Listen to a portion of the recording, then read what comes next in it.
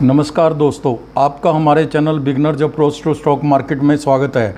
हमारे इस प्लेटफार्म पर केवल लॉन्ग टर्म के लिए फंडामेंटली स्ट्रॉन्ग शेयर ही डिस्कस किए जाते हैं। यह चैनल बिगनर्स के लिए बनाया गया था जिनको मोटिवेशन, वेल्थ कॉप्स बनाना और मनी मैनेजमेंट या मनी सेविंग और इन्वेस्टमेंट आदि पर चर्चा की जाती थी। कुछ निवेशकों के लिए यह उपयोगी न भी हो तो वो 1 मिनट के लिए वीडियो को स्किप करके आगे देख सकते हैं। आप कोई भी काम करते हैं तो उसमें परफेक्शन कर लेनी चाहिए, निरंतर प्रैक्टिस करनी और नई तकनीक सीखते रहना चाहिए, नहीं तो आप पीछे रह जाएंगे और प्रैक्टिस और नई ट्रेनिंग लेने वाले आपसे आगे निकल जाएंगे। सचिन तेंदुलकर और विनोद कांबली दोनों ने एक ही समय में मशहूर कांगा लीग से डेब्यू किया था। कांबली 17 का और सचिन 16 साल का था। दोनों ने शारदा आश्रम स्कूल की ओर से खेलते हुए 664 रन की पार्टनरशिप की थी। कुछ लोग इसलिए सचिन से बेहतर कांबली को मानते हैं कि उसने 37 रन देकर 6 विकेट भी उसी मैच में लिए थे।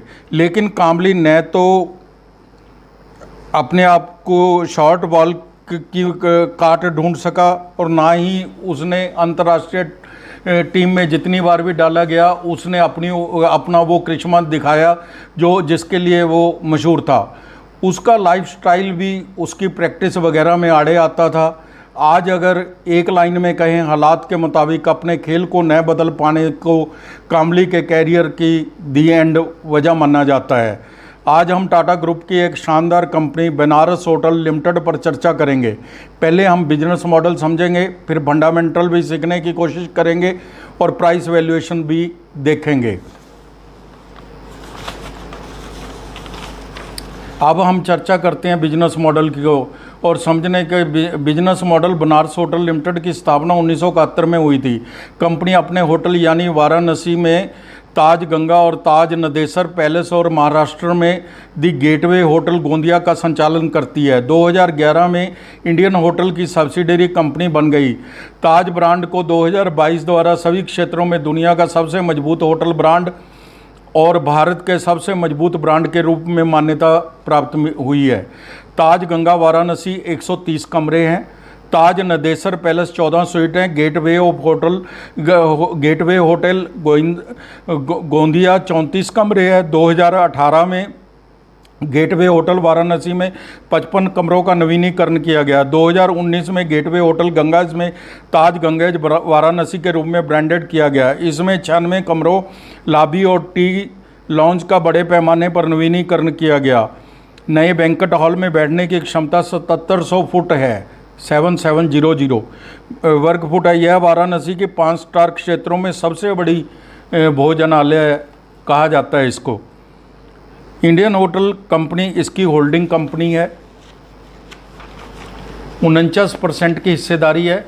यह टाटा संज की दी इंडियन होटल्स की पूरी इसमें रुचि रहती है। साल 2021 में कोविड रहा, उसके बाद लगातार कंपनी की आय और नेट प्रॉफिट में वृद्धि हो रही है। मॉडल को देखते हुए हमारी टीम इस कंपनी के मॉडल को 10 में से 10 नंबर देती है।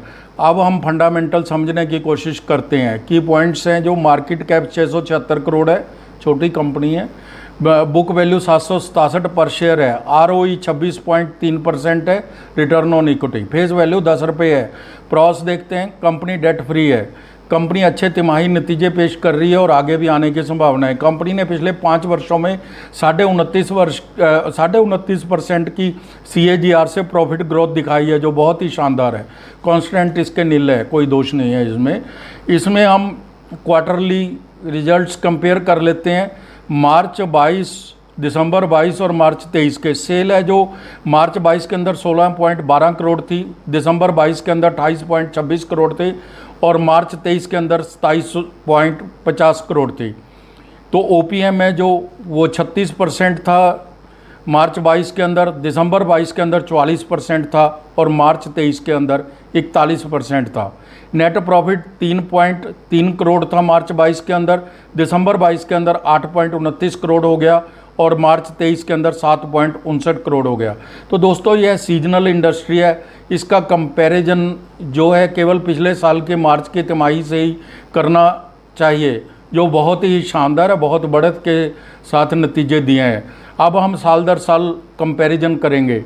मार्च 22 और मार्च 23 के नतीजे देख लेते हैं। सेल मार्च 22 के अंदर 22 करोड़ थी और मार्च 23 के अंदर 93 करोड़ थी। OPM 29% था मार्च 22 के अंदर और मार्च 23 के अंदर 39% था। नेट प्रॉफिट 6 करोड़ था मार्च 22 के अंदर और मार्च 23 के अंदर 23 करोड़ है।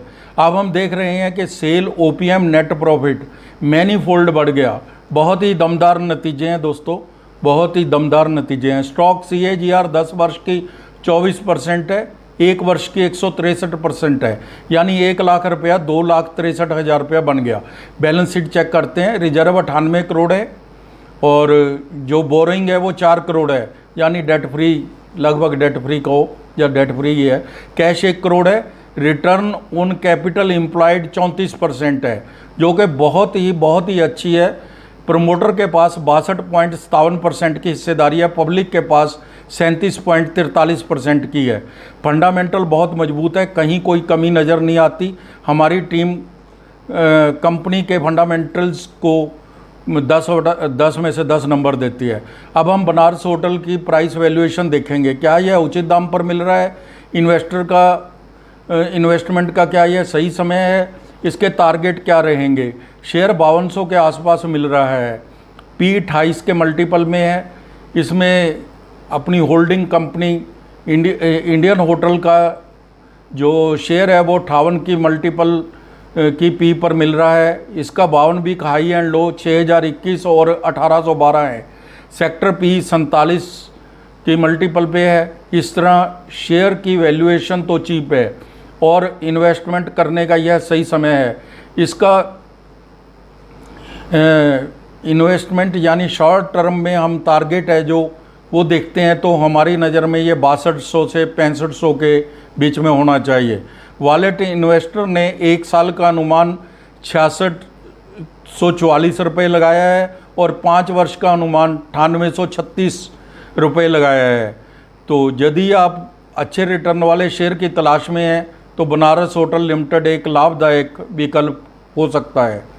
हमारी टीम आने वाले 3.5 वर्ष में इसका दाम लगभग 10,000 के पार देखती है। तो कोई भी निवेश करने से पहले अपने वित्तीय सलाहकार की राय ज़रूर ले लें और डिस्क्लेमर भी हमारा देख लें जो डिस्क्रिप्शन में डाला है। तो थैंक यू वेरी मच।